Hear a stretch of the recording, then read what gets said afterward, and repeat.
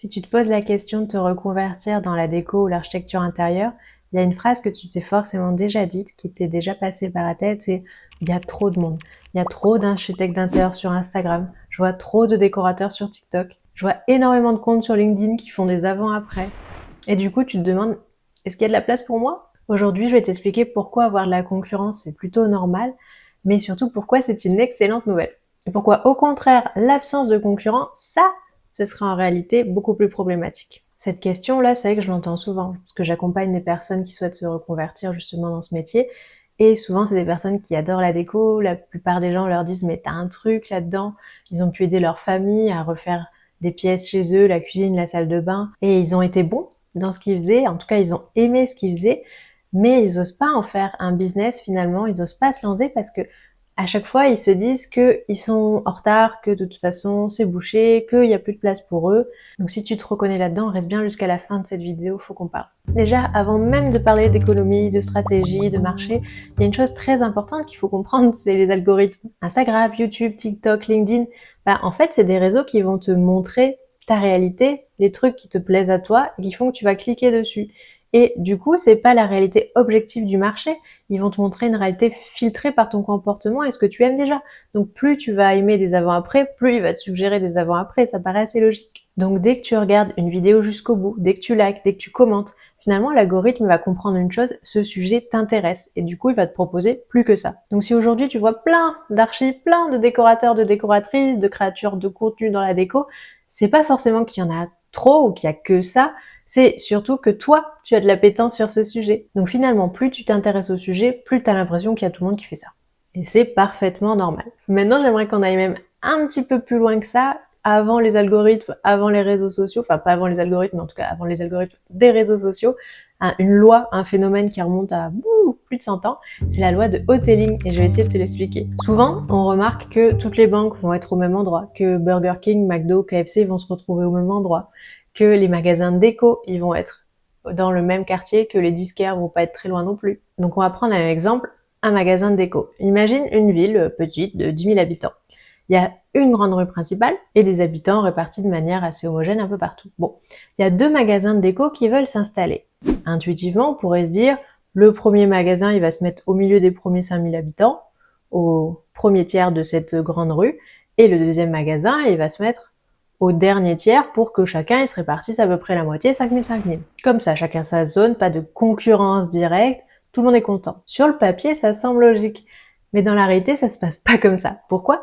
Parce qu'en fait, le magasin qui va être, prenons celui par exemple qui est le plus à droite, il va dire « ouais, mais si je me rapproche un petit peu plus du milieu, non seulement je couvre ma zone, mais je commence un petit peu à couvrir celle de l'autre. » Et du coup, il va aller capter naturellement les clients qui se trouvent là-bas. Donc le magasin de gauche, il va faire exactement la même chose, donc il va se rapprocher du centre, et finalement, les deux magasins, ils vont se retrouver exactement à côté, au centre de la ville. Pas parce qu'ils aiment la concurrence, mais parce qu'en fait, c'est l'endroit idéal pour capter un maximum de clients. Et c'est exactement la même logique que le vendeur de chouchous sur la plage, Burger King, McDo, etc. Et cette dynamique, elle est implacable. Même si tu veux t'en éloigner, faire autrement, mécaniquement, tu perds du passage et tu finis par te rapprocher des autres. Et aussi, pas que s'en rapprocher géographiquement, mais s'en rapprocher finalement dans ce qu'on propose. Donc la loi de Hotelling, qu'est-ce qu'elle va nous dire? C'est que les acteurs d'un même marché, ils se ressemblent pas par hasard. Ils convergent vers un modèle, ils convergent vers le centre parce qu'en fait, c'est là qu'est la demande. Donc c'est pour ça que les magasins de déco, les fast-food, les stations-service, finalement, ils vont souvent se retrouver côte à côte ou face à face parce qu'ils vont se placer là où il y a le plus de passage pour eux. Là où la demande existe, là où le client a déjà l'habitude de venir.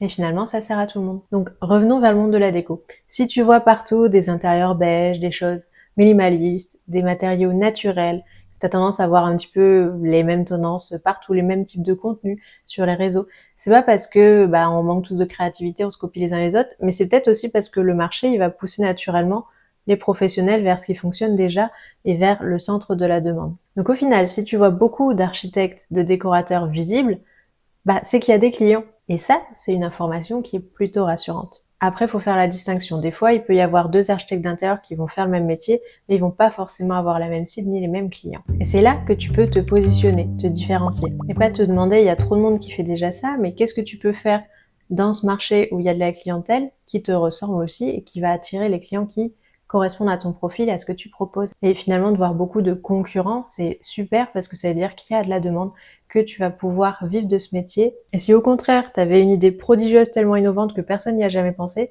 peut-être que des gens y ont déjà pensé, mais ça n'a juste pas marché. Donc, quand tu vois beaucoup de professionnels dans un domaine, finalement, ça veut dire que ce domaine, il fonctionne, qu'il existe, que les clients sont déjà éduqués, ils savent ce que c'est, ils savent qu'ils ont besoin d'aide, et ton rôle, donc ça va pas être de réinventer la roue, d'avoir un concept de ouf innovant, parce que des fois, les concepts super innovants de ouf, finalement, si personne les a eus, c'est peut-être juste qu'ils ne marchent pas. Donc ton rôle, ça va être de parler à une certaine typologie de clients, à parler le même langage et assumer ta manière à toi de faire dans un marché qui existe et où il y a déjà des gens comme toi. Et il y a toujours de la place pour quelqu'un qui se donne, pour quelqu'un qui est clair, qui est aligné, qui est structuré et qui résout des problèmes pour les gens. Même et surtout, j'ai envie de dire, dans un marché où il y a déjà plein de monde. Donc finalement, s'il faut retenir quelque chose, c'est pas de se poser la question est-ce qu'il y aura de la place pour moi, mais plutôt quelle place je peux prendre moi. Donc si aujourd'hui tu es dans cette phase un petit peu floue, que tu sais que t'aimes la déco, que tu as toujours rêvé de faire ce métier, mais t'hésites encore, que tu as déjà fait des projets pour toi ou pour ton entourage et que tu as adoré ça, mais tu sais pas comment aujourd'hui le transformer en vrai projet professionnel, j'ai créé une formation pour ça, elle est ici, où je t'explique comment devenir architecte décorateur aujourd'hui, comment se structurer pour avoir une reconversion qui a du sens, qui est sérieuse, et comment éviter de rester bloqué éternellement à ce stade juste de c'est une passion, c'est un hobby et en faire une vraie activité professionnelle. Allez, si cette vidéo t'a plu, pense à t'abonner, il y en aura d'autres comme ça chaque semaine, je publie chaque mercredi et d'ici là, je vous dis de prendre bien soin de vous, à très bientôt.